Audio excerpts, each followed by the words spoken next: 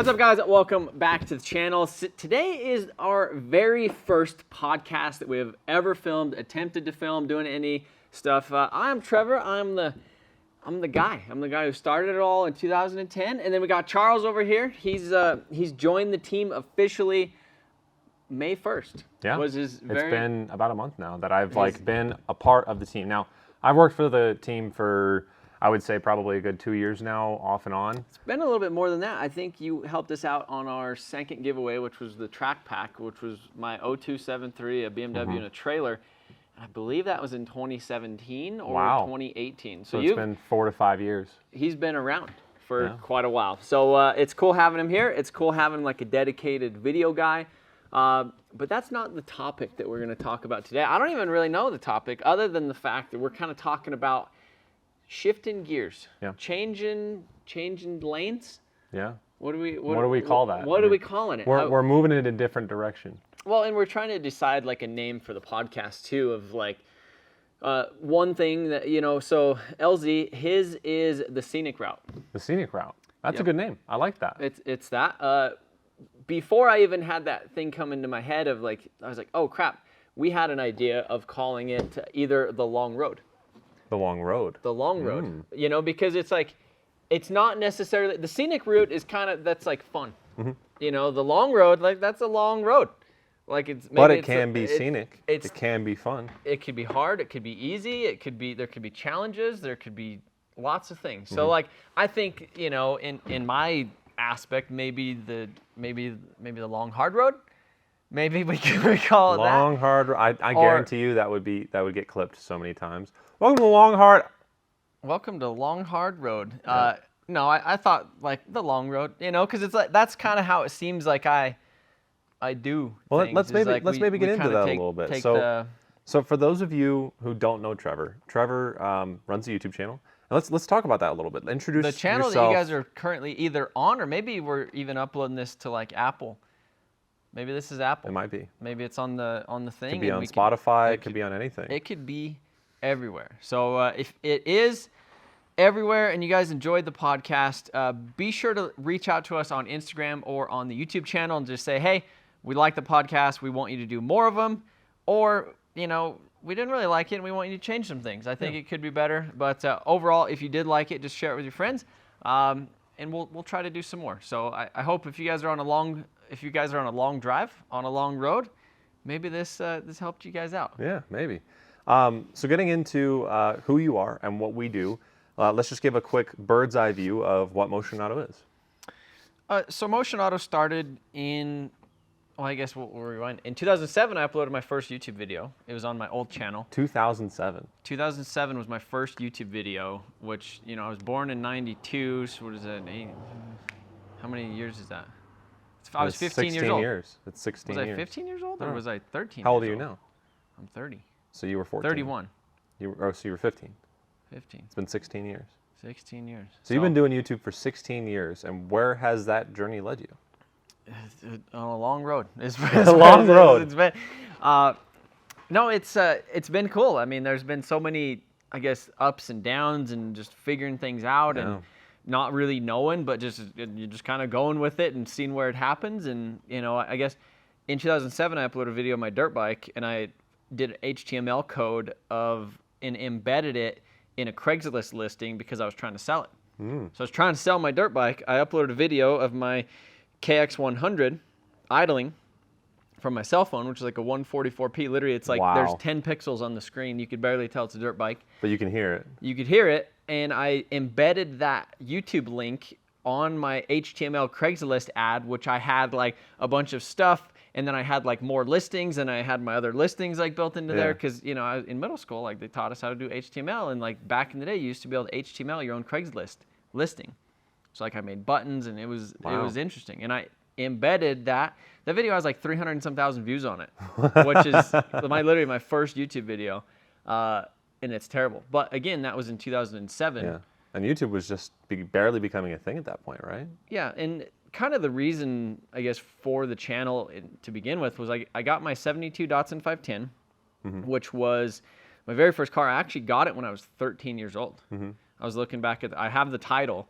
So it was my great grandma's car, and my uncle inherited it. Okay. And so my uncle's my mom's brother. But like now I have that car, her car, which was like the car that she was driving at the time, and it was an interesting, crazy story. Was she the original owner? Or? So on the title, I think it was 74. So I don't know if like it sat in the showroom for 2 years or something, but it was the local Nissan dealer here. Wow. So Dave Solon Nissan. No way. On the window sticker. And I mean, maybe she was the original owner, but pretty crazy that, 72. And it's just been in your family since 74? Yeah. Wow. So. And you still have it? I still got it. What have you done to that car? Painted it lime green. I did some coilovers. I did initially a KA swap. I rattle canned the engine bay. It was basically my very first body work that I ever did. It was the second car I ever painted because I did a practice one, but it has an SR20 now, like a fully built SR20, like a full different wiring harness, just a bunch of things. But again, that was kind of my first build. And the reason for, I guess, MotionAuto TV was because at the time, I was on all these Datsun forums and 240SX forums and learning how to like wire it and learning what engines. Yeah, and back in the day of the forum, I'm too young to even know about the forums. Yeah, and I mean, I was on like 240SX motorings and in Nismo, was it Sylvia something? It was Nismo. It was some Nismo freaking forum. But then like Datsun, there was a bunch of Datsun forums. I think it was Rotsun forum that was the main one that I was on. Okay. Just learning about these cars and learning how to do what you do now, right? Well, and everybody had posts. They'd have build threads. And that's literally, I'm 13 years old. I just got this car. Didn't know anything about it. Didn't care that it was a 72 Datsun 510 and that it had this like crazy like racing pedigree going back to the 70s and, was racing like the Trans Am series and was just like freaking destroying everybody back in the day. Like that was the car to beat, and it was like beating the BMWs, and it was like a crazy story. But I didn't know anything. I was 13 years old. I liked dirt bikes and BMX bikes and nitro RC cars and stuff, but started researching the Datsun, went straight to the forums, went straight to the build threads, and you'd get in somebody's 30-page build thread where they took this old rusty Datsun, or they took a rusty Datsun and they swapped an engine in it, and they did coilovers, and they showed how to, hook up like a Weber carburetor. They're taking pictures and videos of all this as well, yeah? Just build threads, literally just pictures. And a lot of people, they weren't that good at pictures. Right. Or they were really good at pictures, but it was one of those things where it was like Photo Bucket or whatever. And then you either had to have an account or they had to host their pictures. And we were kind of getting to that point where, I guess at that point there was still a lot of the pictures hosted for free. But, I was like, okay, we were watching some videos online on YouTube of just, there was like streetfire.net and, like you'd go there and you'd watch like accelerations of, Corvettes and all kinds of stuff like that. And YouTube kind of was new and fresh. And there was this guy in Canada, and I don't know if you guys have been around for a long time, but like it was Dave's farm. And he ended up I think he went to jail for some sketchy stuff after a while. But overall, he had like this farm in Canada, and he would literally upload 1 to 2 videos a week of him and his friends and these like girls and like these freaking rednecks. And it was just like this crazy thing. And they would just work on cars. He had like this concrete shop in the middle of this field, and they had this driveway, and they would just rip cars up down it. And he had like this pond, and then he built like this island on it, and then he had this hill, which they called Sky Hill. And it was like this, just see what kind of crazy stuff he could build. One of probably the most iconic ones was a redneck roller coaster. He got like an old Chevy Lumina, put like a telephone pole, like a metal one, like out of the hood essentially, put a seat up there, put all the controls where you would drive it from the top, and he would hit the brakes and it would go, and it would tilt, and then it would go back, and he'd let people drive it, and they would just do crazy stuff. They would drive stuff up Sky Hill, like that was like a challenge of, will it make it up Sky Hill? So kind of like the hill that we have here. Jetta Mountain, yeah. Jetta Mountain. Which, if you guys haven't seen that video, it's on Rice for Miata's Patreon. We took TDI Jetta up the mountain in the back. If you guys haven't seen that, go check that out. Pretty decent hill. It's really not that bad, but the road is really washed out, so there's a lot Rutted of like crevices that you have to drive around, and it was muddy, but he made it up. And I would say a lot of inspiration came from him. And he started talking. He made a video talking about like the YouTube Partner Program. And again, this was in 2009, 2010, when nobody was really like making money on YouTube, but YouTube had this partner program that they would basically share their ad revenue with you, based upon, the views and everything that you got. It was like the early It was very, iteration. very early, and you had to apply for it, and you had to like give them all this like documentation and just all this stuff, and you had to have a certain amount of subscribers. But it was like literally like a person went and reviewed your channel and like accepted you, and it was like a big deal. And I think MotionAuto got accepted to the program within, I think, the first year. Wow. But it took a while, and it was definitely a challenge back then. It wasn't like everybody could get on there, and as soon as you meet these requirements, you're automatically accepted. It was like, it was a process. So what did you start out with? Like when you're first starting YouTube, well, right? The You did other channel, I didn't worry about the monetization or the partner program. It was literally like dirt bikes, four-wheelers, riding wheelies, like personal stuff, yeah. Just kind of jacking around. Do you still have that channel? Yeah. Oh yeah. It's the Trevor Jameson channel? It's it's Blasted 510. Oh. I had a Yamaha Blaster and I had a Datsun 510. It's called Blasted 510. Blasted 510. And that was my name on all the forums too for like building my Datsun. See, I'm just now learning this, and I've known you for 5, 6 years I think now. that channel has like 7,000 subscribers or something on it. But yeah, that was just kind of my channel where I'd test things. I think I uploaded a video on there like 6 years ago. That was the last time I did anything with it.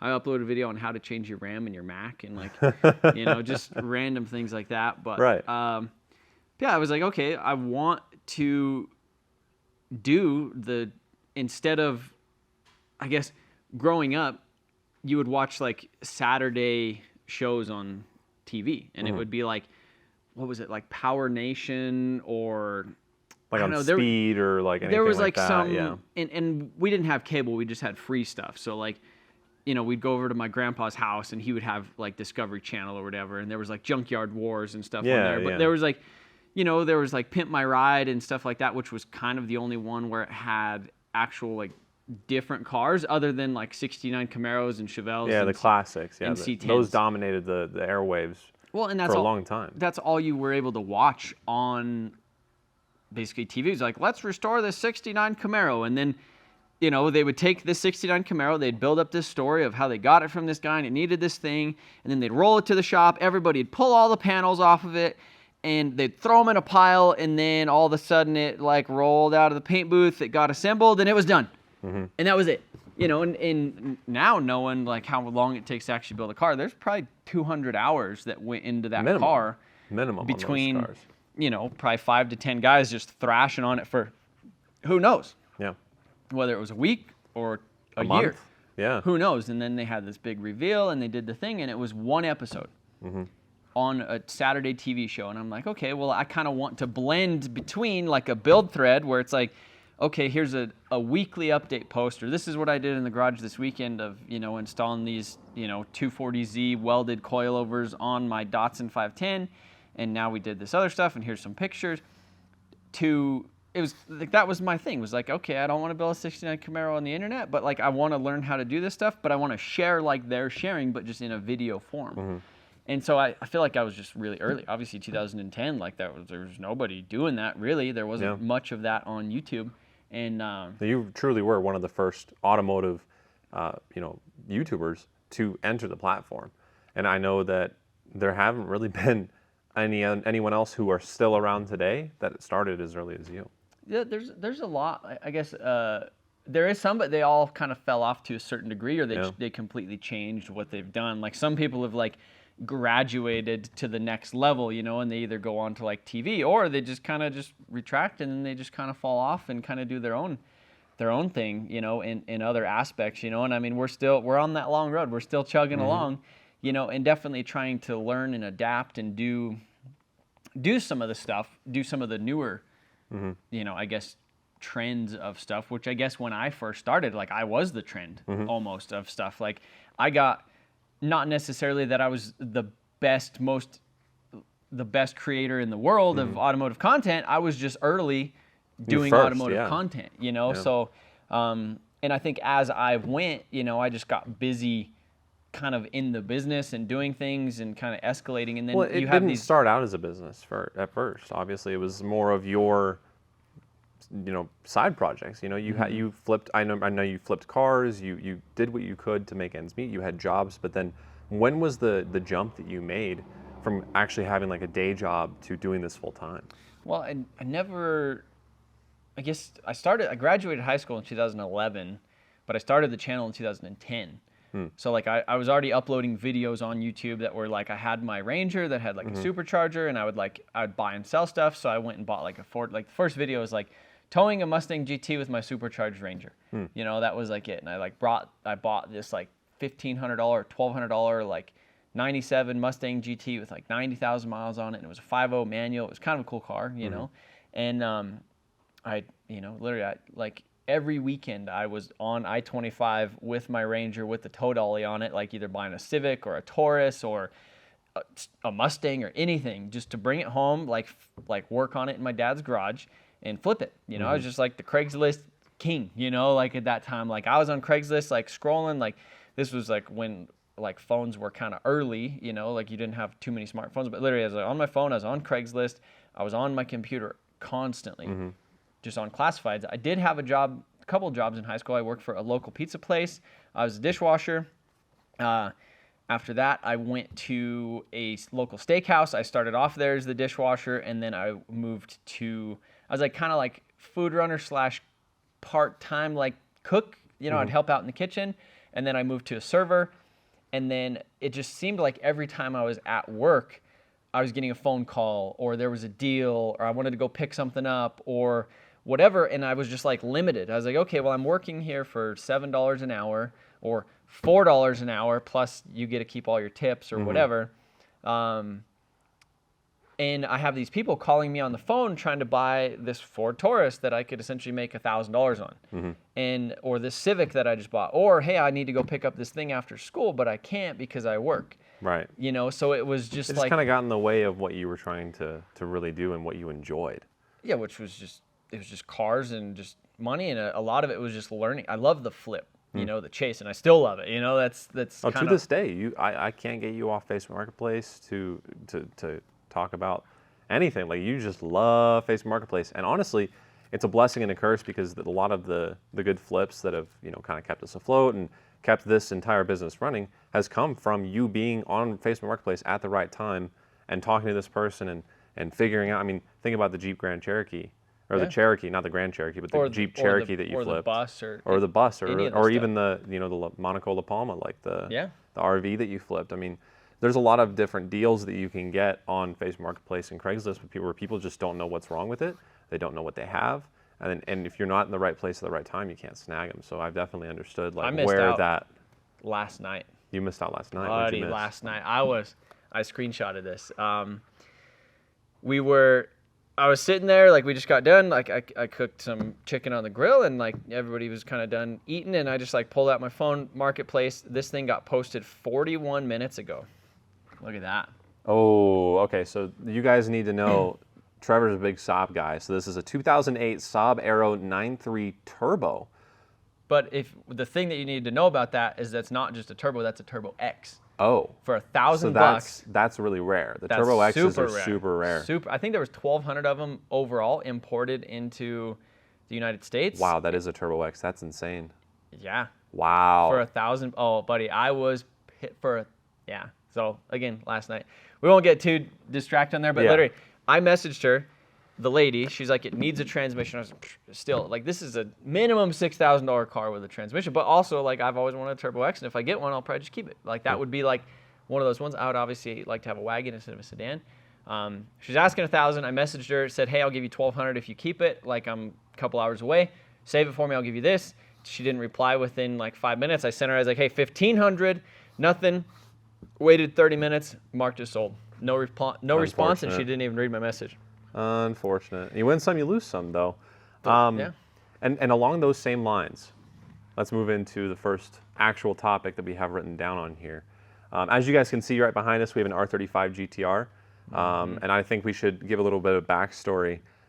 If you guys are just listening to this, we have a satin cool teal R35 GTR that we just gave away on our channel. So give me a rundown on the giveaways and the business model of that, and your kind of thought process behind doing the giveaways on the YouTube channel. So I think, one thing is I felt early in a lot of things, like in high school, like, now every high schooler has a diesel truck. But like I had my truck in high school, like my 02 7.3 Power Stroke. I had a tuner, exhaust, wheels, and all kinds of stuff. Like in high school, when no high schoolers really cared about it, but literally I used it to tow, like trailers and all the other stuff. It's just I feel like I've just kind of been like early, and I feel like in some aspects like too early on some stuff, or early enough to where I didn't do it properly, and then other people seen it and they're like, oh, I'm gonna just take that, but I'm gonna do it better, you know. And then I'm just like so busy doing it that I'm like I stopped looking around. I'm just like going forward. Giveaways. So the very first time I learned about a giveaway, I think was in 2016, and that was Diesel Power Gear. And they had they've been doing it for a while. They had this viral video of them, like I think it was Diesel Dave, like he was like using the toilet, and there was a window, and they stuck a hose in the bathroom, and then they rolled coal, and like he like got. But that was their first giveaway truck. It was a black Cummins, and I think they ended up getting in a lot of trouble for that. But literally, all he did was sell like freaking like rubber bracelets and stickers and stuff to get entered to win this truck, and I was like, damn, they're giving away a truck, and this was like I think at the same time that I was building the Supra, or right before I got the Supra. Because like I said, I got the Supra in October of 2016. This video was out like right before, after, whatever. And, I'm like, I was always into diesel trucks, buying and selling trucks. I did a lot of 7.3s. I did a lot of 6 liters. My dad had a Cummins. My brother had a Cummins.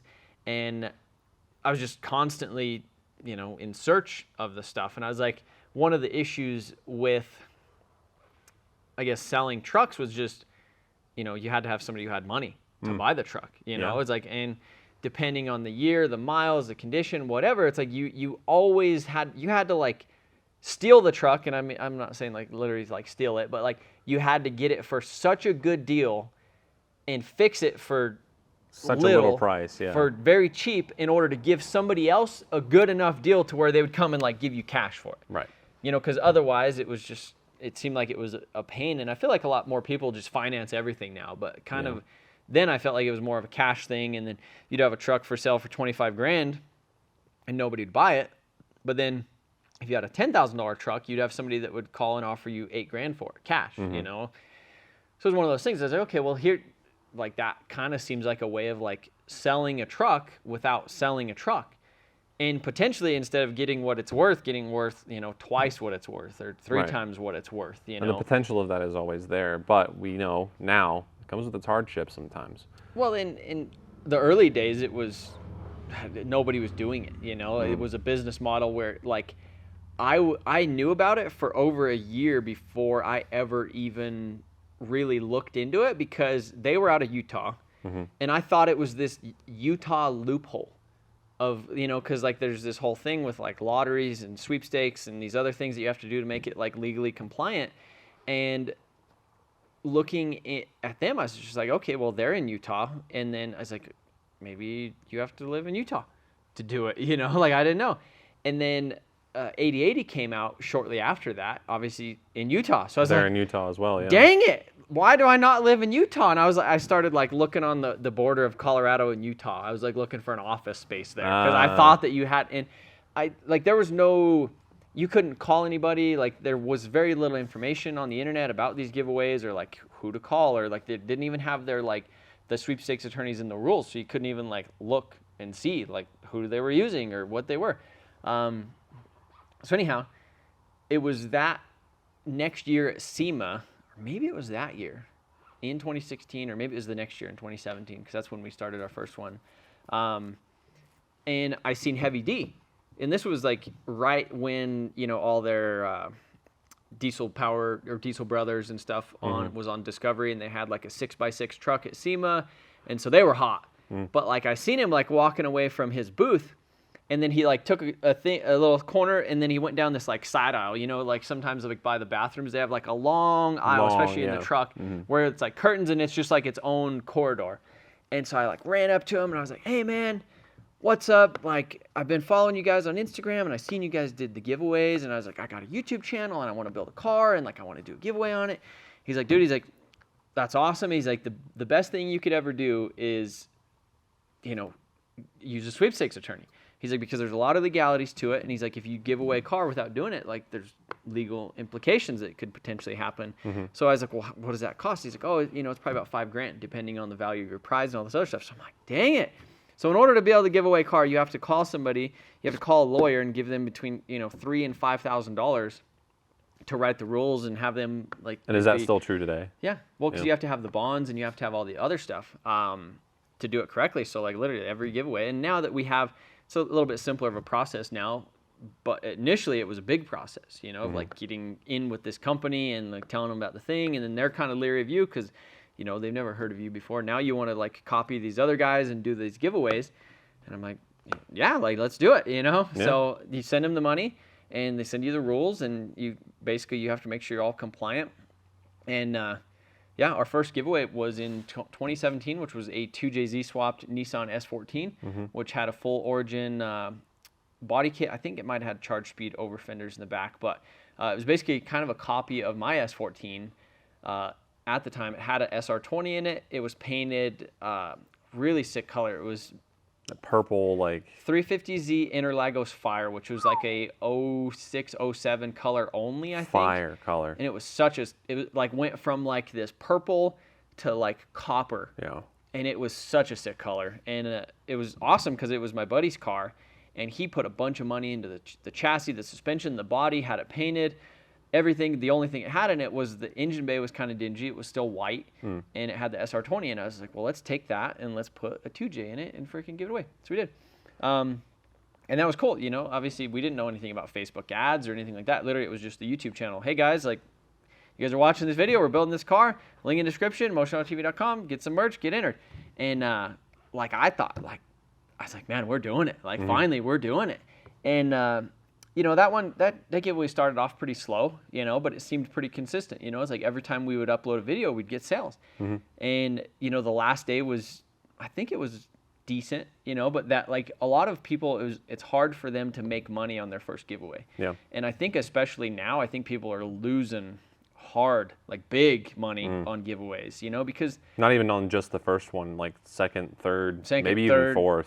10th, whatever, because the market, like there's nothing guaranteeing you that you're going to get your money back. On that S14, I think we had about $15,000 in it, but there's nobody guaranteeing that you're doing it. Basically, once you sign that car away, you could sell one order and some guy could get it for $15.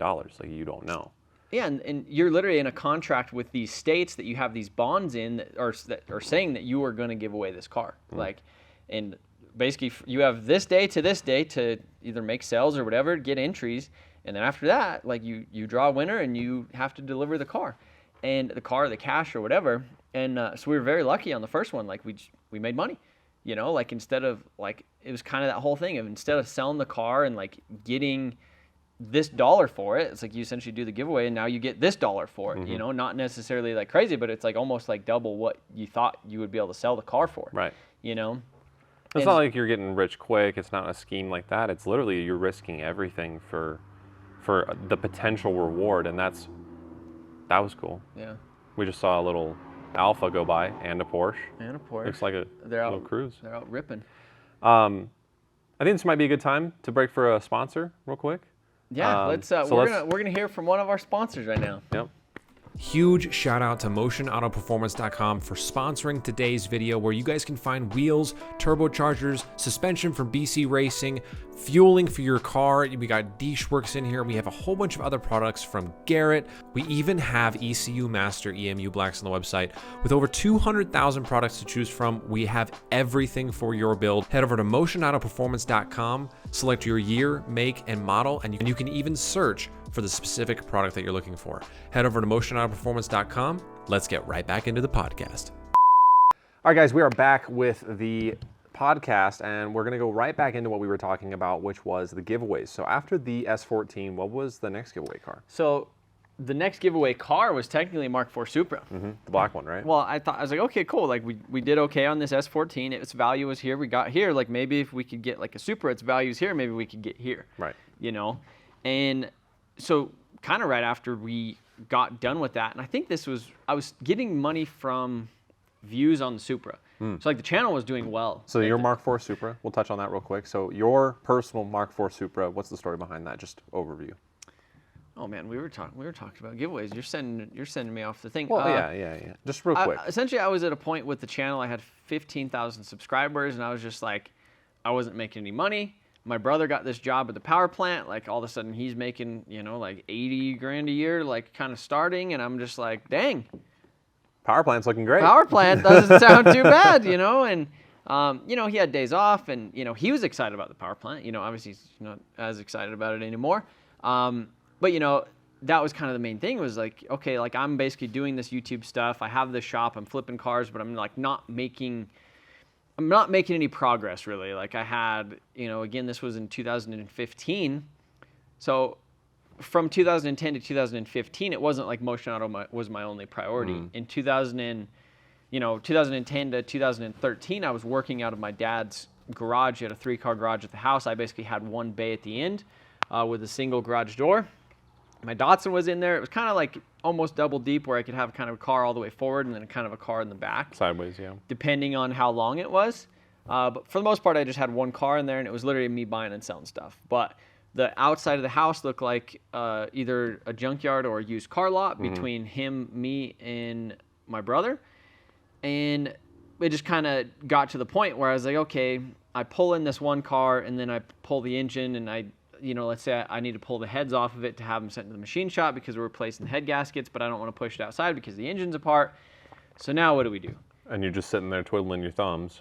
You're like, okay, well, if I had a shop, then maybe I could have 2 cars apart or 10 cars apart in there at once, and I could be working on this one, and then when it needs parts, I could go to this one and start making some progress, and then I could go to this one, and we could get a lift, and we could get stuff. The possibilities are endless, yeah. So then you ended up getting a shop. Yeah, we ended up getting the shop, and I was actually supposed to split it with one of my other buddies, but he kind of had a job. He was actually a manager at Walmart at the time.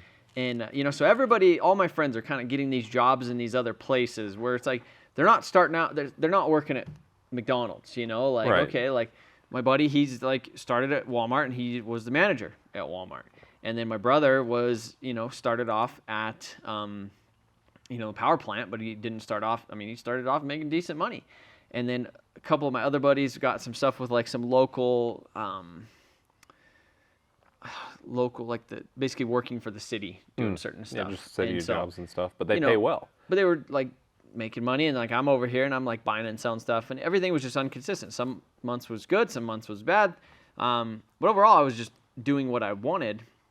So about 2015, it kind of came to this point where I was like, man, I've been not full-time in MotionAuto because I got to pay my bills, so we've been buying and selling trucks. I upload 1 video a week. It's just kind of MotionAuto TV Monday. It's just this jumbled mess of, we worked on this 6-liter. I bought this Taurus. I did a burnout in the parking lot. Whatever you did in the past week, you just made a video about it. Yeah, it was literally just like clips from the camera when I decided to pick it up. It wasn't episodes. And we kind of did a little bit of an episode thing when I rebuilt the Evo. And there was some success with that where people really liked that. But I didn't really do a lot of that. It was still a jumbled mess of stuff. But then you were looking on Facebook Marketplace one day and... No, it wasn't Market. I made a video. A video, and it was kind of a video like this where I was like, hey guys, like, I don't even know what it was called, but we went for a drive-in. I had a 1JZ swapped S13 at the time, and we were just talking about it. And I was like, I'm not really going very far with YouTube right now. It's like not making any money. Like I can make money buying and selling things, but like I could go get this job at this power plant and make this money right now. Or what do you guys think? Like one of the projects, I was like, the Evo did well. One car I've always wanted to build is a Mark IV Supra. And I uploaded the video, got like maybe, 5,000 views, maybe 3,000 views. So all of a sudden, a couple days later, I get an email, and it's from some guy who watched the video. And he's like, hey, I have this Mark IV Supra. I know you mentioned that you said you wanted to buy a Supra and like kind of do a build like that on the channel to like see if that would work. And it's pretty rough, but I'd sell it pretty cheap if you're interested. And he sent me these pictures of it, which was, maybe we could put those pictures here on the screen. Yeah. And For those of you who are listening, I'm like sitting here looking at these pictures of this Supra, and I'm like, man, that thing's rough. Like, and it really wasn't that rough, but looking at it, I was like, man, that's going to be a big project. But like, so I was like, okay, let me think about it. And like a week or so went by. I started talking about it a little bit more, and I was like, man, like that's kind of cool. Like that would actually be kind of a cool restoration project, Yeah. you know? Like it's not that bad. Like we could do paint, body work, we could paint it.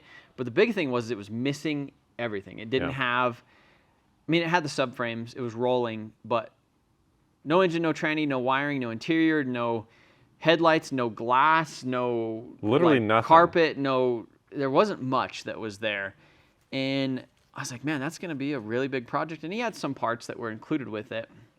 But yeah, I was just like, okay, well, it's in Chicago. It's like an 18-hour drive. And this was when me and David were actually splitting the shop with each other at the time. He was the guy, like, when my other friend who wanted to rent the shop didn't want to do it, like, David was kind of in a similar situation where he had all of these projects at his house, and he didn't have the capacity to do them, and he, like, kind of was in the same stage. Like, he wanted to rent a shop, but he didn't want to do it by himself.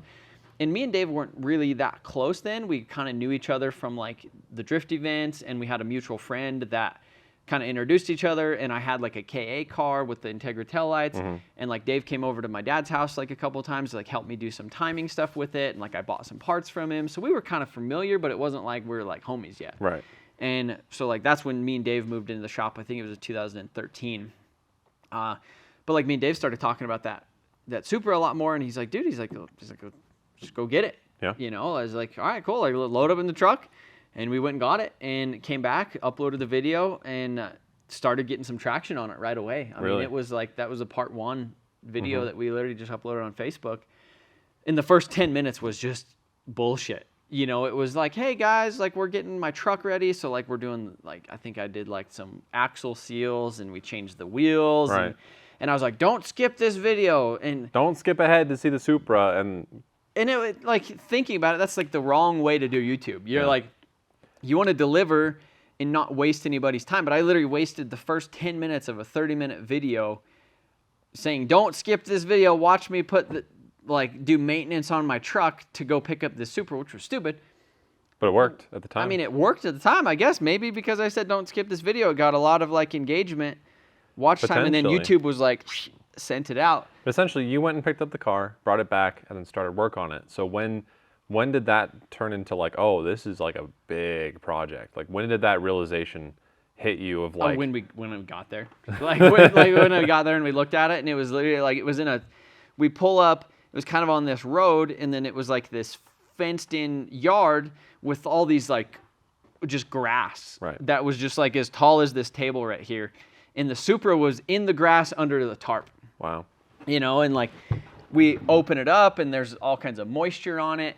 And I'm just like, man, this is a little bit rougher than I thought. And like none of the parts were there. So like the fenders weren't there. I don't think the doors were there. No hood, no lights, no nothing. And so I was like, okay, like I guess we'll load it on the trailer, you know. And we went over, we looked at the parts, and I was like, I don't even know if I want this thing. Like this is going to be a big project. And kind of, you know, me and Dave were chatting, and he's like, no, just get it. We'll figure it out. I was like, cool. So we bought it, drug it home, and kind of just looked at it in the shop. Was like, man, this thing needs a little bit of work. But our neighbor, they did powder coating, sandblast. It like had a lot of surface rust, so it looked bad. But took it over to the powder coater, sandblasting booth. Literally sandblasted it off. Everything. I was like, this ain't bad. Brandon at the time, he was our shop neighbor. Did a lot of paint, body work, a lot of restoration stuff. He came over, looked at it right away. He's like, no. Like piece of cake, like we'll just like grind it here, weld up this like gas door, or weld up these little things. Made it a little bit more achievable of a goal for you, like. Well, just knowing that he was there, kind of for me, you know, if I had any questions or anything, and. And you were kind of learning yourself at the time. I mean, you had painted some stuff before, but it was never something of this caliber. Well, I never did my Datsun, you know, like the Datsun, I did it kind of.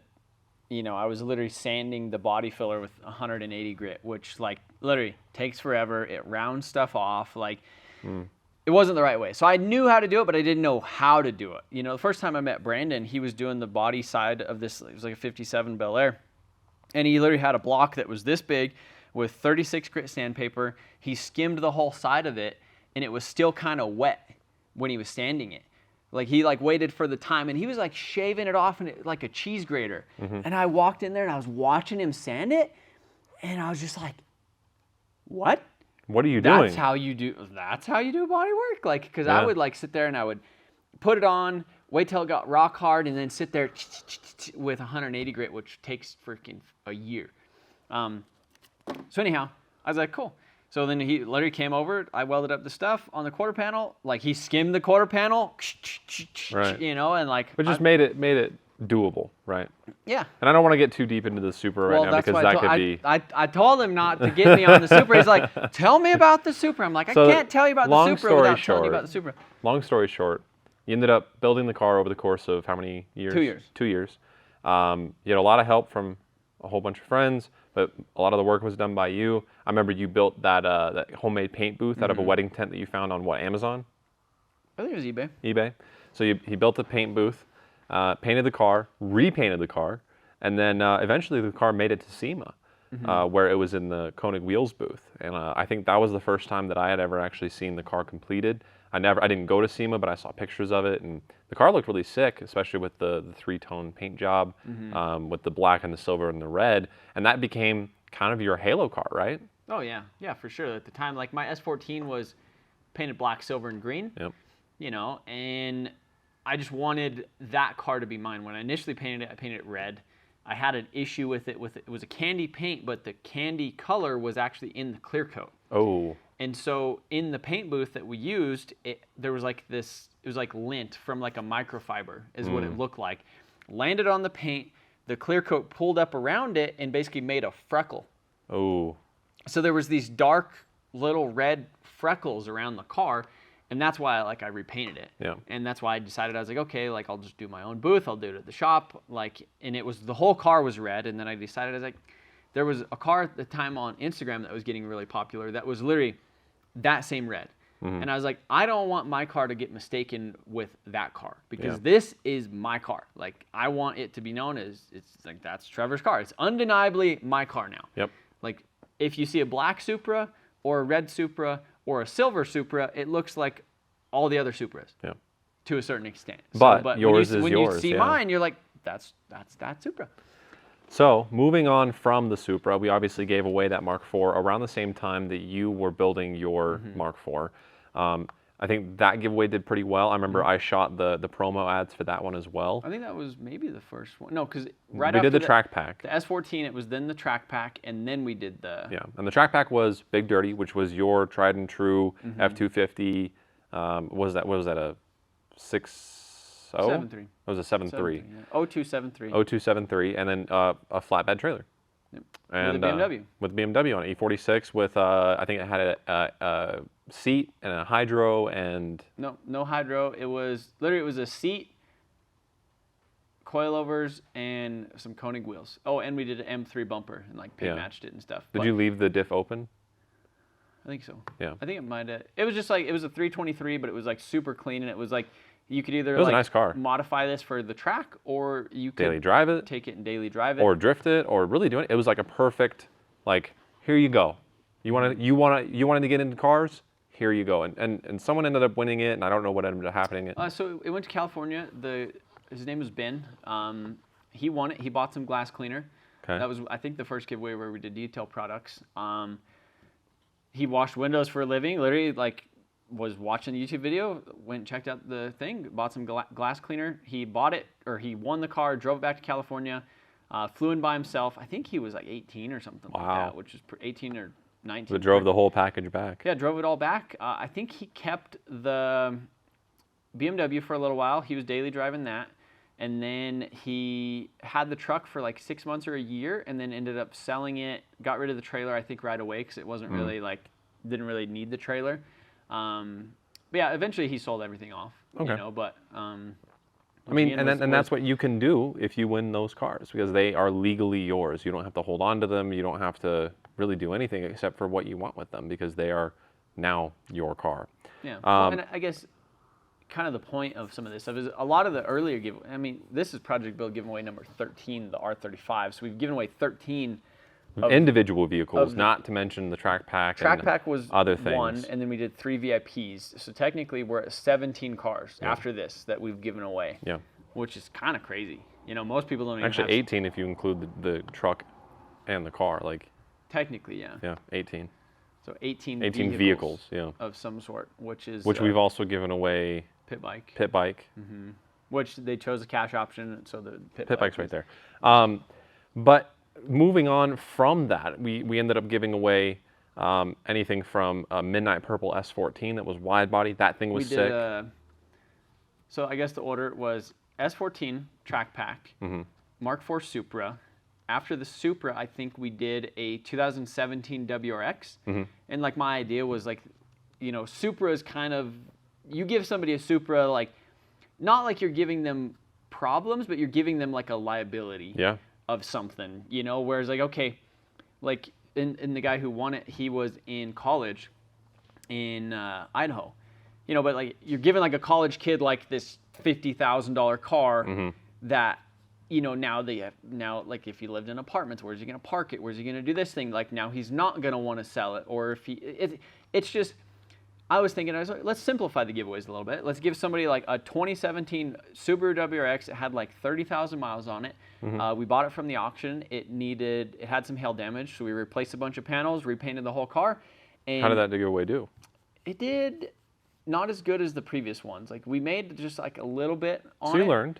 But yeah, I think overall it was a nice package because, you know, it was literally a car that you could hop in every day. It met all the, you know, it was like 50 state legal. Like we did like a Cobb access port. We did exhaust on it. We did coilovers, wheels. Simple mods, but a good platform for someone starting out. It was, man, that car was good. It got like 35 miles a gallon on the highway. I don't even know how, but it was a cool car. So, you know, we were like just testing different things with the giveaways, you know, because again, 80/80 at this point, I think they were doing like wide body, like RX-7s. I think they were doing R35s at that time. They started doing GTRs. R35 at the time was just like, you guys are giving away an R35? That's crazy. That's wild. You know, and then it wasn't R35. It was like bagged, wide body.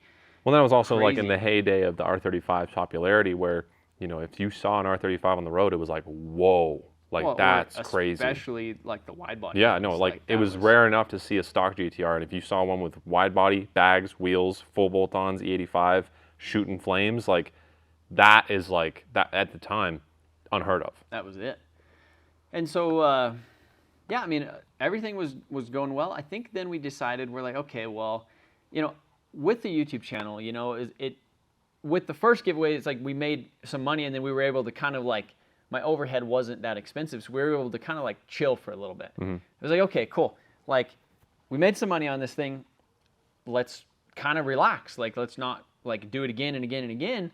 And so we just like did that. We waited like 6 months. We did the track pack. We waited like 6 months, and then we did the maybe it might have even been longer because I was like kind of scared to do the Supra. Yeah. I was like, man, I don't know if this is going to make any money. I don't know if we're going to lose our ass on it. Like, this is an expensive car. That's like when the prices really started to go up. And I'm just like, man, am I actually giving this thing away, you know? Right.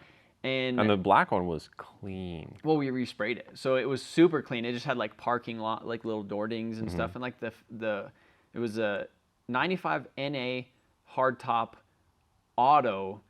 So it was literally the brother to my car, other than it was automatic. But it had a GTE swapped in it, still with the auto. So then we took that GTE, we did Garrett 3582, one of these units right there, log manifold, and a adapter plate with a CD09. So we manual swapped it, and then we resprayed the car, just because, you know, it needed it. It's a 90s car. Like, it needs a respray in order for it to look great. I mean, man, we resprayed that car in like a week. Like it didn't take long. Did we paint the bay?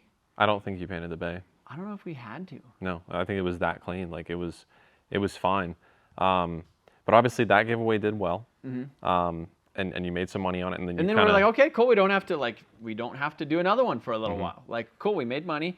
So as time progressed, the giveaways became more and more frequent. Why was that? Well, initially, like, a lot of it was just, you know, it was like a bonus. It was a bonus for everybody. It was a bonus for me. It was like, okay, we got to make some extra money. But then with the audience, I felt like it just kind of became more of like a tax. Yeah. It's like, you know, we weren't running Facebook ads, we weren't doing this other stuff, and then it was, my overhead slowly started to increase. Right. You know, like, my life got more expensive. We had a kid, we had a house. Jamie was staying home full time, and like, I needed some help around the shop. And this was when David was still at the shop. But then that's when Sean kind of came around and was like, okay, like Ty was there and I was paying him. Ty was full-time, not really full-time. He was always with me, and then he kind of went on a salary, like I think after the second or third giveaway, where it's like, okay, Cole, like you're part of this, like we're doing merch consistently, like I need help with like YouTube, I need help with somebody to film me and like do stuff like that.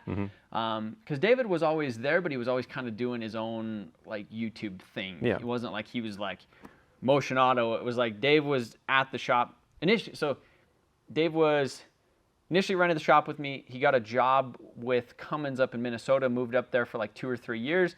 Like 6 months later, like his dad came and moved the stuff out of the shop. I rented technically a little portion of the shop, like a quarter of the shop, to some friends that were doing some hydro dipping. And then they kind of were there for like a year and a half, ended up moving out. It was my shop completely. Dave came back from his job in Minnesota, and then he just kind of like was at the shop every day because he didn't want to get a job, didn't want to do anything. So he'd buy and sell stuff. He'd like work on his cars there. He'd use the lift. He'd help me out. Like, but he always had his own like channel, his own thing that he was trying to do. And so like on the Supra, like I paid David to help us. Ty was there basically full time, so like paid him. Ty was also on a salary. Dave was just like, this was like a bonus thing with that. But yeah, so it's like everything just got more expensive. The rent went more up complicated. In the shop. Obviously, then you have insurances and insurance taxes. Just everything just got more expensive. Yeah. I started paying myself like a salary out of the business so that like that way I could actually get like approved for a house and all that stuff too. So yeah, it was just a lot of stuff got to where, okay, now like the YouTube channel isn't making enough, or it is making enough to like break even. But now we don't have money to build these cars or go on these trips or buy this truck or do this or.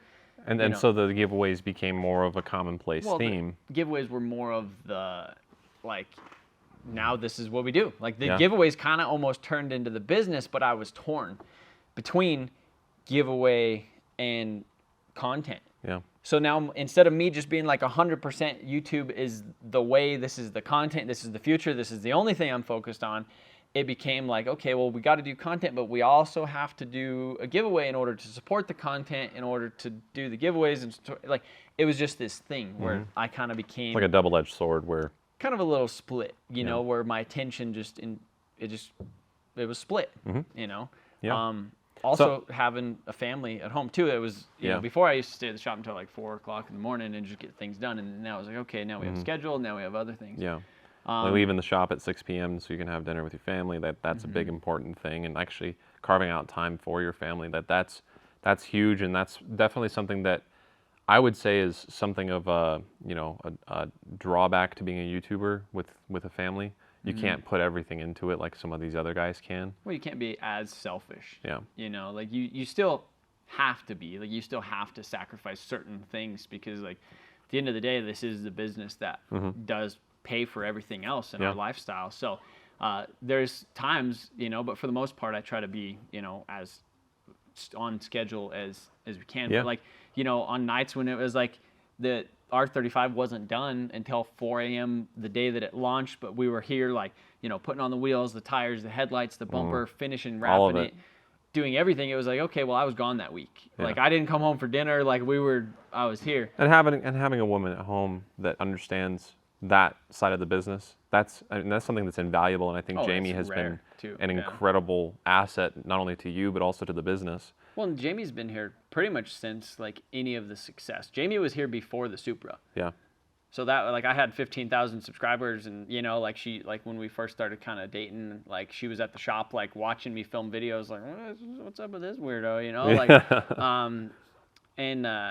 but yeah, so she's been here since day one, and she's always like loved it. And if it wasn't for the kids, like she'd be here until 4 o'clock in the morning with me if that's what I need to do. And I mean, there's been lots of times where, you know, I'm here for almost 2 days straight, go home just to sleep, and then she'll literally bring us like lunch or dinner or come hang out for a couple hours and just like help clean up the office.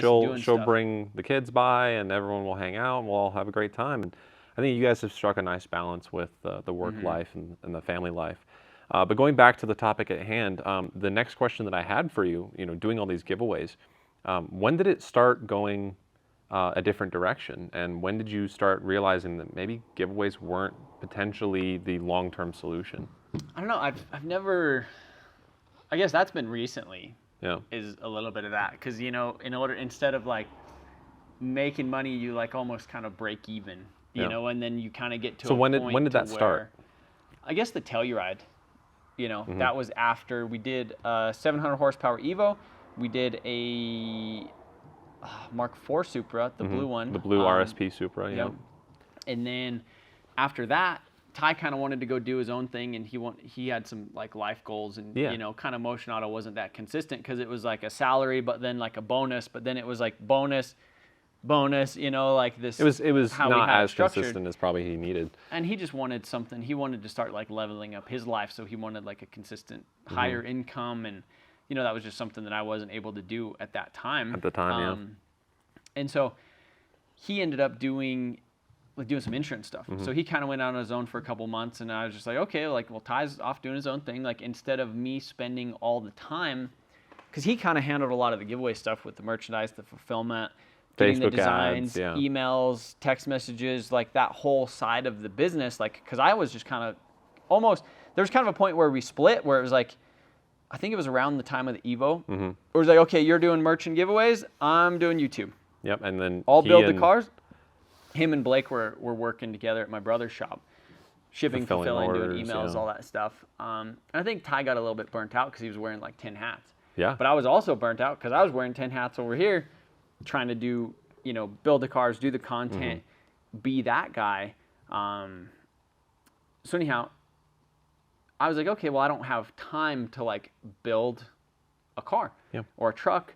Like I've seen the views on the video, the videos like go from when I was doing the Supra, it was like 60 to 80,000. Like average. Anything I uploaded with the Supra, it was like 60,000 to 100. And then sometimes they'd do 200. And the first video did like, I think it was like 600,000 or something right away. Like, wow. Gained a lot of traction. That video is now at like 2.1 mil or something like that. Like, it's got a lot of views on it, but that's also a double-edged sword. But going back to the Telluride, so you bought the Telluride because you didn't have time to work on a car? That one turned off. That one turned off. We're going to take a break. We're going to take a break. Moment from our sponsors. Huge shout out to MotionAutoPerformance.com for sponsoring today's video, where you guys can find wheels, turbochargers, suspension from BC Racing, fueling for your car. We got Works in here. We have a whole bunch of other products from Garrett. We even have ECU Master EMU Blacks on the website. With over 200,000 products to choose from, we have everything for your build. Head over to MotionAutoPerformance.com, select your year, make, and model, and you can even search for the specific product that you're looking for. Head over to MotionAutoPerformance.com. Let's get right back into the podcast. All right, guys, a little bit of technical difficulties. Thank you for a word from our sponsor, MotionAutoPerformance.com. Yeah. Get your parts now. They've been a great sponsor of today's episode. They have. I guess going back to the other thing is like, just like the MotionAuto Performance, that's ours. Like, I feel like there's so much value that a YouTuber has in views and a super niche audience. If I have 20,000 automotive enthusiasts watching my videos, what is that worth to a company? Let's say an auto parts store, instead of running an ad on the Super Bowl for millions of people, let's say 20 million people, for millions of dollars. And that's an incredibly diverse audience as well.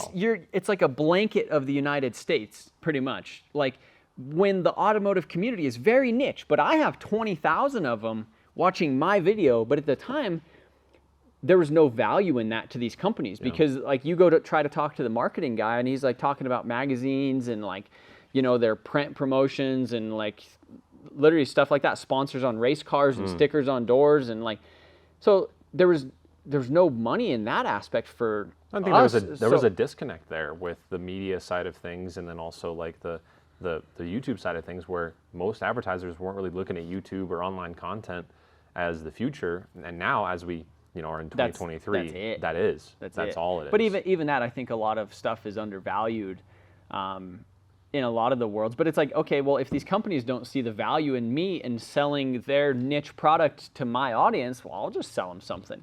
You know, and that's what Mr. Beast has done with like his chocolate brand and like Mr. Beast Burger. That's what any smart YouTuber does. Because as of right now, ad rev doesn't pay the bills. Yeah. You know, like, and that's not just us. That's other people as well. Pay the bills for the automotive community, because like literally the cars, like that Civic, you know, that's a $50,000 Civic. You know, like how does that pay the bills? You know, like, and if you build that car in 2 months, you're not going to make that money on that unless you're getting millions of views. But normally, if you're getting millions of views, it's because you have big, crazy cars. I mean, look at Cletus. He has a 5,000 horsepower. I don't even know what the mullet makes, but it's like he uses it in his thumbnail. I don't even have time to watch the videos, but like he has a 5,000 horsepower capable engine in his car. Like that car is probably $500,000. Oh, easy. Worth of everything. Easy. And labor, parts, everything, like absolutely $500,000 to $750,000, honestly. Would he be able to pay for that off of just views alone? Maybe if it was only him in his garage and that was the only car he was working on. Right. But I mean, he does giveaways, he does merch, he does brand deals, he has employees, he has shops. He has a freaking racetrack now. The overhead just goes, and then you need money, you know? And so that's where the giveaways come in, where they kind of have held us over and paid for the overhead in the recent months. But going back to what we were talking about, the Telluride was the first one where we kind of said, oh, this may not be. Well, it was very expensive too. You know, instead of it being a $15,000 S14 or even like a $40,000 Supra, it was a 2022, literally brand new car off the showroom that I paid $50,000 for. Yeah. You know, plus $20,000 in cash on top of that. So a $70,000 value. So you have to sell, you know, a lot of merch to cover a $70,000 value. Well, but let's maybe break that down a little bit for these viewers. So when you're talking about breaking even, what do you have to pay for? I mean, advertising. You have to pay for the rules, which I think the rules on the Telluride were like, because of the value and the bonds that you had to do, I think it was over $5,000 for that. We're at $75,000 now. Merch obviously costs money merch up front. is yeah. So merch, you have to sell depending on the margins of stuff. You know, I mean, obviously you try to have as much margin in there as you can, but you could only sell a T-shirt for a certain amount. You know, it's not like you can sell a $100 T-shirt. I mean, you could, but it's like, how many will you sell? Exactly. You know, it's like, so now you have to sell three $33 T-shirts for that $100 T-shirt, and like, but also the conversion rate on a $30 T-shirt is easier than a $100 T-shirt. You know, like, but then you have Facebook ads, and again, this is all one of those things where I knew that we were taxing the audience. The audience was getting tired. They're like, Trev's just a giveaway channel. We've seen the comments, we've seen the other stuff, and I was like, okay, I'll just go buy, instead of me spending all my time working on a car, like let's say a 240SX or a Supra or something like that, you know, because in order for me to kind of justify it and make sense, I don't go and buy a $30,000 240. I buy a $10,000 240 or a $5,000 240 or a $2,000 240, and I put enough work into it to make it a $20,000 240SX, like the Midnight Purple one. Literally, that was a shell that I got. I think it was like $2,500. I had the engine laying around, and then we painted it. It was cheap. It was cheap. So there was a lot of perceived value, but it's because I put in that work. Right. But then we were able to make the content from it. But again, then the views started going down. People were like, oh, I don't care about this because it's a giveaway car. I'm like, okay, I'll go buy a brand new car. I don't work on it. We lowered it and tinted the windows. Yep. Here is a brand new car that you guys, you can haul your family. It's an SUV. It was it was like Motor Trend's number one thing, and you could not get them at a dealer. So they were like non-existent.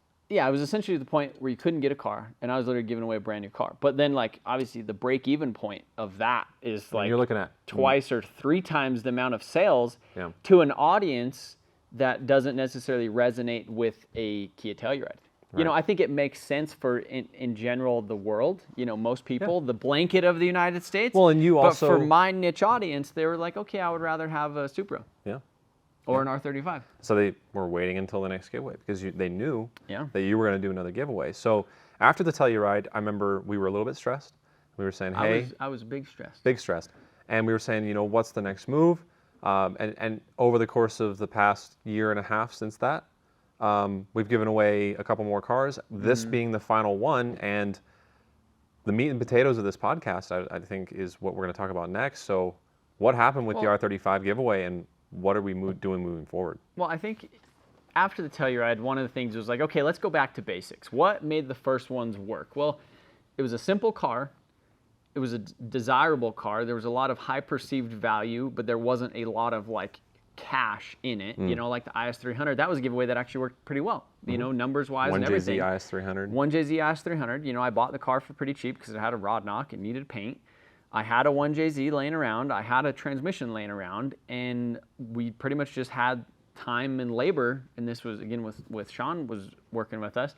You know, salaries and all that other stuff. So again, it was at that point where we can't afford to not do a giveaway at this point, because like the YouTube channel barely pays for one salary, not including, you know, taxes, insurance, the Shopify, like just everything that we have. Shop rent, like all of it. I mean, are you comfortable with sharing what your monthly overhead is? Oh yeah, it's like almost 20,000, depending. $20,000 and that's literally a between month. Me, you, and taxes.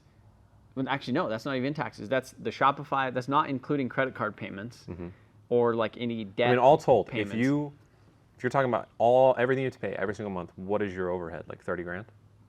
It depends on what the credit cards are at that month. But like the minimums, if the credit cards are up, then the minimum's on there. But yeah, I mean, it could get close to 30 a month. So we have to make 30 a month to stay afloat. Profit, not just revenue, profit.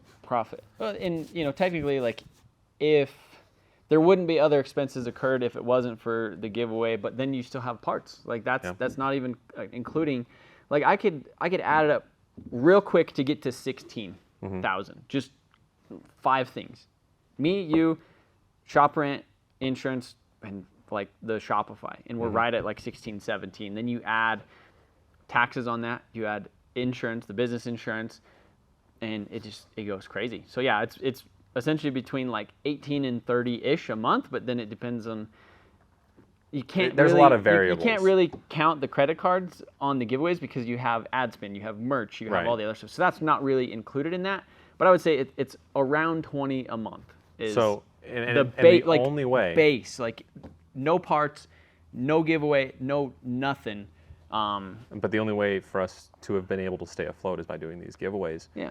And that's kind of what we wanted to do with consistent giveaways too, because it's not like, okay, we did a giveaway and it you know made 60, so now we could chill for 3 months.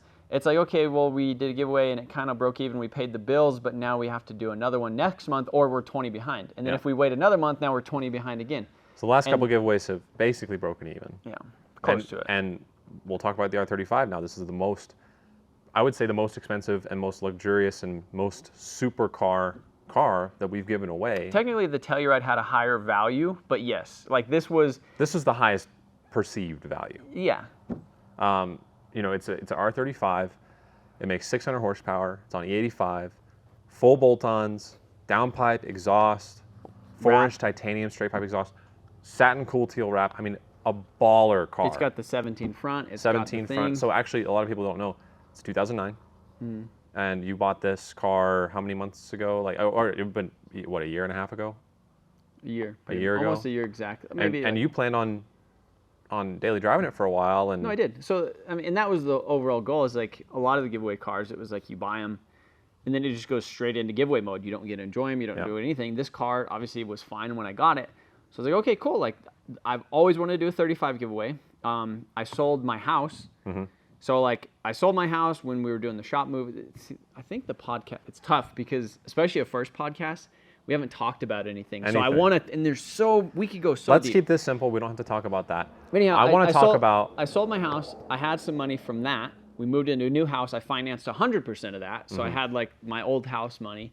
So I was like, okay, well, I could afford to essentially buy this, drive it, and eventually give it away. And that was kind of the goal with it. In the meantime, we did some of the other giveaways. I think we just wrapped up the IS300. Yep, and then we did the R32. 32. And then we did the Civic, and then this. Civic, and then this.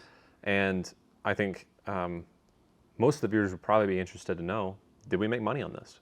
A little. I mean, what's a little? About, I would call it almost a month of overhead. Almost. Okay. So like if you think about it, like in the terms of, okay, well, like the YouTube doesn't make, I mean, this last month the YouTube's at like $3,500. Yeah. Which pays Like, for me. Barely, yeah. Barely Pays for you. But that's not me. That's not the shop. That's not any of the other overheads. So essentially, we're almost like negative 17, and this didn't really even cover it. But then now we're kind of overflowing from last month, the month of prep where we didn't make over that, the month of doing the giveaway where we didn't make over that, and then now this month where we're not making that. Yeah. Again, so it's like the overhead. So you have like this baseline. You know, you're like, okay, if you make that money, then you stay in the middle. Yeah. Whereas like, okay, even if we made this much money, but we're behind 3 months, or it brings the whole total down, and you know, instead of having a $20,000 overhead for 1 month, you have $60,000 of overhead for 3 months that you didn't make money. Yeah. So, you know, obviously, the R35 was our previous giveaway. Well, and this is something that I felt like we finally put the package together. Yeah. Like, you know, in all the other giveaways, it's like, okay, we're running Facebook ads. And again, I tried to do Facebook ads to try to kind of keep it almost as a separate thing from the YouTube channel. So we didn't inundate the viewers all the time. And hey guys, if you want to get entered, it's there, but we didn't do like a full build series on it. It wasn't we did like one episode on the car. IS300, we literally, the whole month was us working on the car. Yeah. But no ads. And that seemed like it worked. Mm-hmm. But then the views were like, you know. And with this one, it's like, okay, well, I want to do cool videos. Let's just make cool videos and put the R35 in it that's done. So we literally like made one video, kind of the overall transformation of it. That was the launch day video. Mm-hmm. And then we didn't make any other videos really of it, even doing anything with it other than like taking it places and kind of like going to the LZ event and doing some things like that. And it was just like a part of the videos. But for the most part, it was like, okay, we have a text list, we have an email list. Let's just use that, and then also Facebook ads. Because on the Civic giveaway, we spent a decent amount of money on Facebook ads to try to get it to work. Also, there's a whole thing with like iOS 14, whereas like back in the day when we were doing the Black Supra, we didn't even know how good of numbers we were doing, but we were spending like, you know, $100 a day on Facebook at like a really good return on ad spend. And we showed like another marketer like the return, and he's like, dude, I'd put like 10 grand on that today. I was like, what? Like 10 grand a day on ads? And he was like, yeah. Like I was like, okay, we didn't do it. Well, now thinking about it, we could, but now like the return on ad spend is like you almost break even on new customers. Mm-hmm. Or you lose a little bit of money on a new customer, and you hope to get, now you have their email, you have their text message, their phone number. So then on the next giveaway, now you're hoping that return customer is. Now they'll come and buy a t-shirt, and then now that's all profit. Right. Because you didn't have to spend $20 to $30 to acquire that customer. The R35 didn't do as well as we had hoped, and we've been having the conversation I think there's a lot of, it's what are we going to do next, but why did it not do well? Yeah. I think that's a good conversation, because like I said, we thought we had all the pieces of the puzzle together on this. The car was done before. It's a sick color. It's an R35. It's not a Civic. So when we're running Facebook ads, there's not a Lamborghini right here and a Civic right here. Mm-hmm. And people being like, well, why would I get in? You know, again, people that don't know us. Yeah, why someone who doesn't know any other giveaway companies, why would they get entered for a chance to win, a B18C swap Civic with T37s and spoon brakes and a brand new fresh paint job, which is sick as heck, but they don't care about it when they see a Lamborghini or two Lamborghinis even being given away by 8080. Why would they get entered to win the Civic? Like, that doesn't make sense. Exactly. So this was the answer to that. This makes sense. Yeah. Right? It's a sick color because the Civic was black. It didn't look good. Mm-hmm. Like, it looked phenomenal, but it didn't look good in pictures. It didn't pop. It didn't catch your eye. It wasn't like ooh, what's that? This color, the number one comment that we've gotten on this car is, whoa, I love that color. Mm-hmm. That color's sick. I love the way the color shift changes in the light. And like, if you haven't seen the color in person, like, it's awesome. It's a nice color. When you pulled it out of the wrap box, I was like, dude, what are you doing? When I seen it out of the wrap box, it was like, what is this? And then Garrett absolutely killed it. Shout out Garrett at GHWorks on Instagram if you guys want to follow him. He is a really, really good guy, and he wrapped this car. How long did it take him? A week and a half? I think it was about 2, but there was a lot of things that we kind of had to do. You know, there was a lot of like little rock chips and stuff, and then, you know, the different panels. And he also didn't, he's trying to move like out of the state, so he didn't have like, he couldn't come and spend 10 hours a day on it. There was a couple of days that the last couple of days he spent some time on it, but yeah, it was like a couple hours here, a couple hours there. Taking parts home and doing that kind of stuff. And, you know, but I will say, best wrap job I've ever seen in my entire life. Well, it's kind of weird because I almost didn't understand how good of a wrap job it was until I started looking at other wraps, and I was like, damn. And everybody who came up to us was like, dude, whoever wrapped this killed it. Like they did a great job. And he wrapped the door jambs, he wrapped underneath the rear trunk, he wrapped the front bumper all the way up to where you like pin it in. Like, it's really, really nice. The front fenders, the cut line and the tape line, it looks like freaking paint. Like, Garrett did a really good job, and obviously we do have a winner for this car now, so we can announce that. His name's Rich from Tampa, Florida. He'll be coming out here pretty soon. Yeah, he's going to be here this next week, and this thing should be technically going up right away. I think this is going to be tomorrow. But yeah, so you know, again, we're at that point to where it's either, and I don't know if it's like okay that everything's not okay. To a certain extent, because you know, you listen to podcasts and you listen to like successful people, and they talk about the most fun that they ever had was when they were grinding, when they had to figure out how to pay rent, when they were sleeping on the floor of the shop, when they were staying up till 5 o'clock in the morning, not sleeping, doing the thing. Those are the times they miss the most.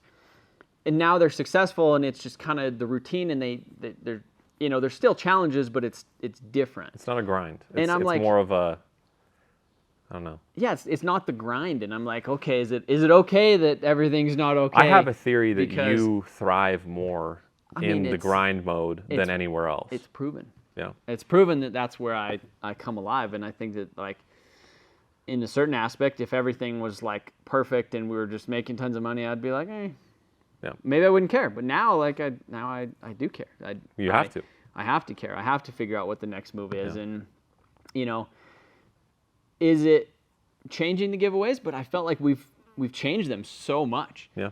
We've tried different things. We've tried a normal car. We've tried a truck and trailer. We've tried Are giveaways even the answer anymore? Well, let's talk about it. There's so many people. When I was first doing giveaways, LZ was actually in town, and he helped me a ton. He came out for a drifty. How come? He was on. He was in town with his Cream S13, and you guys drove to the top of Pikes Peak. We drove to the top of Pikes Peak, but like he was doing, it was right when he got his truck and his trailer.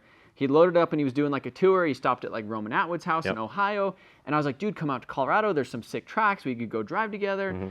And it was, I think he ended up going to Texas after that too.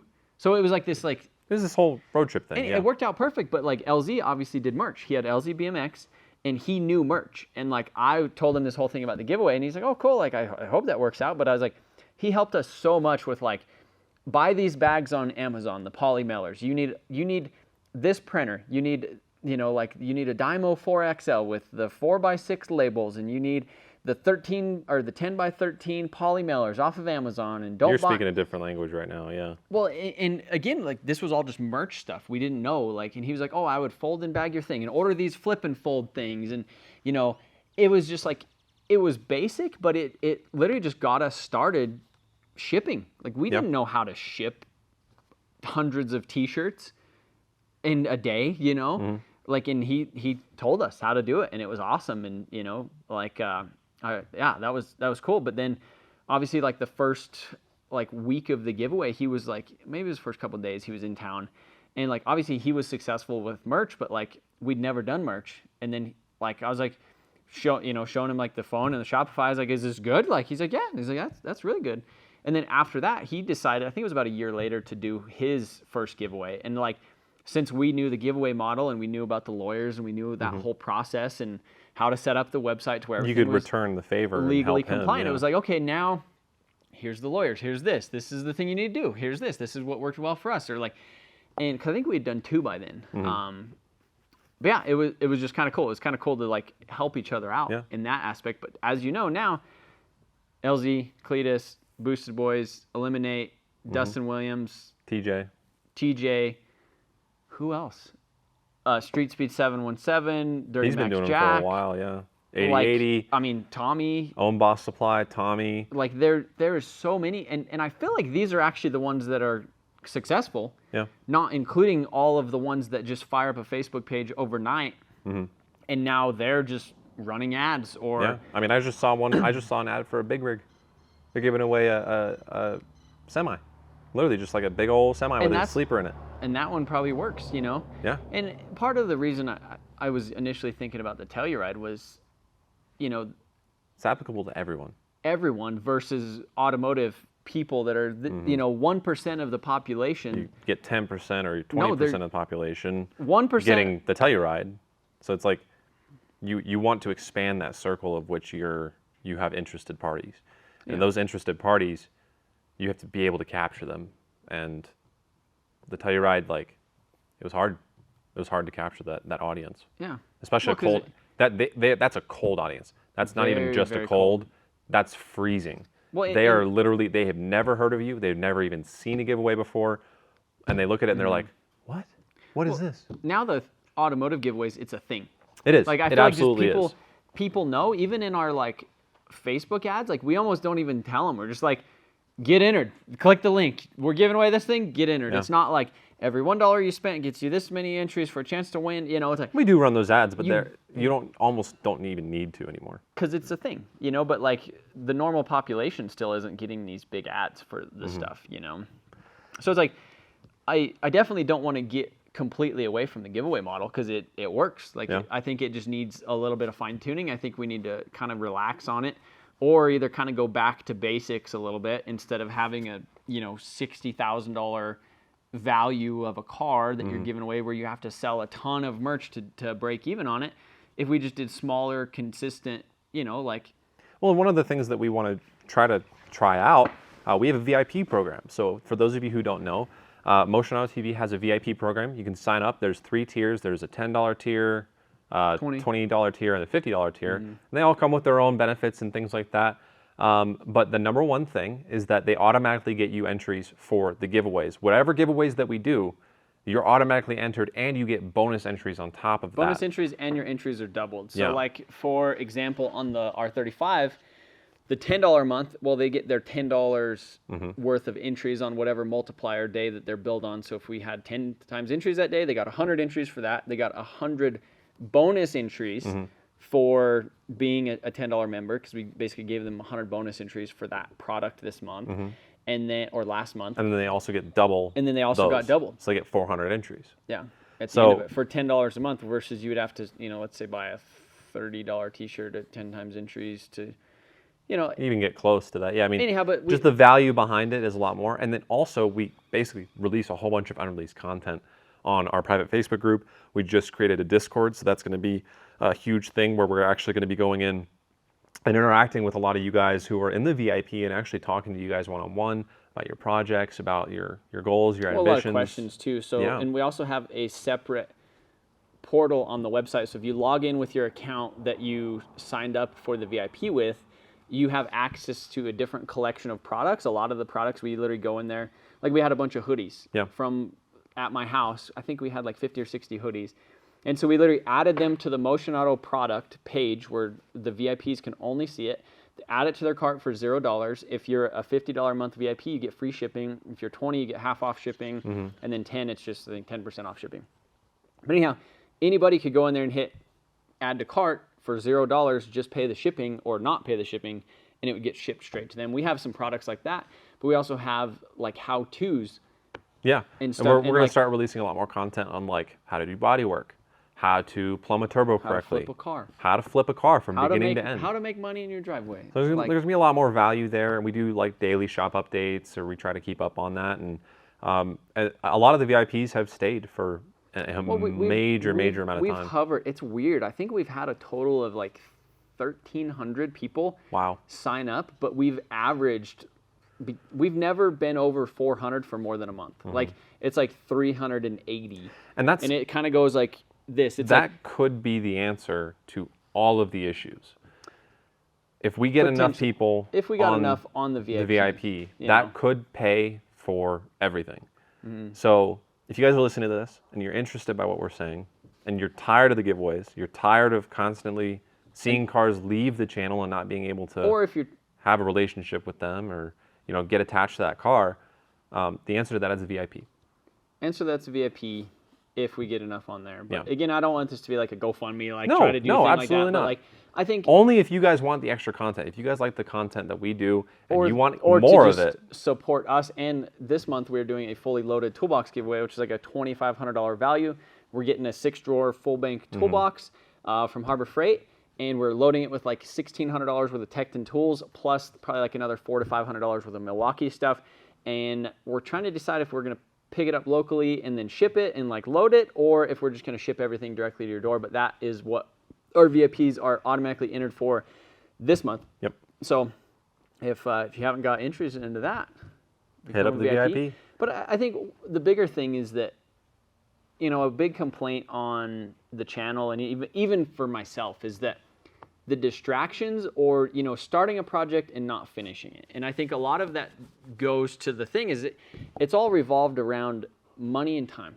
You start a project and you're like, oh wow, this is actually a little bit bigger of a project. I need these parts. Okay, I'm going to work with a sponsor on this, but they're not getting back to me yet. Or maybe that's a new company that I want to work with, and that it just takes time. So instead of starting on that project or spending all the money on those parts, maybe we could wait 2 weeks and maybe get some sponsors on board. We could actually have a little bit more of a structure to this whole plan. So in the meantime, we got to pay some bills.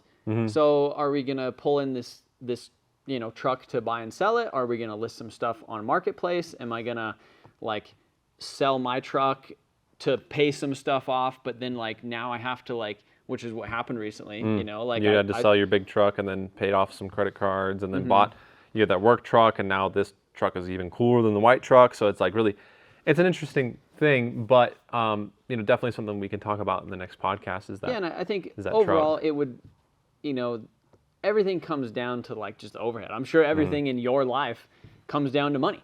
It's time. Like everybody would go on the best vacation they could if they had the money.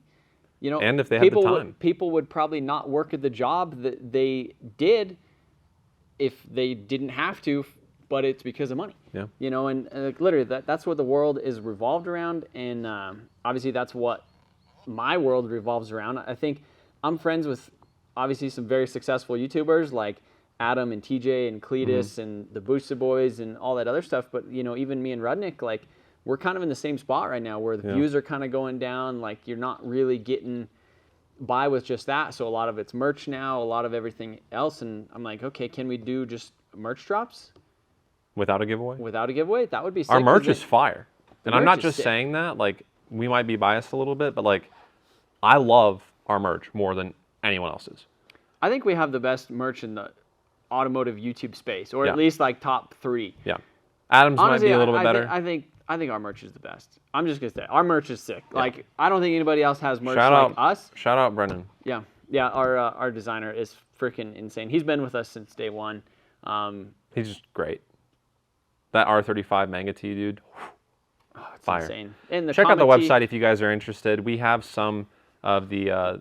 We still have some of the R35 Some of the stuff right? is left. So we have very limited quantities. We should probably go turn it off, because then if they're basically printing today, and if they oversell, that's another we're not issue. Talk about it. But I guess the next portion. Well, the next podcast.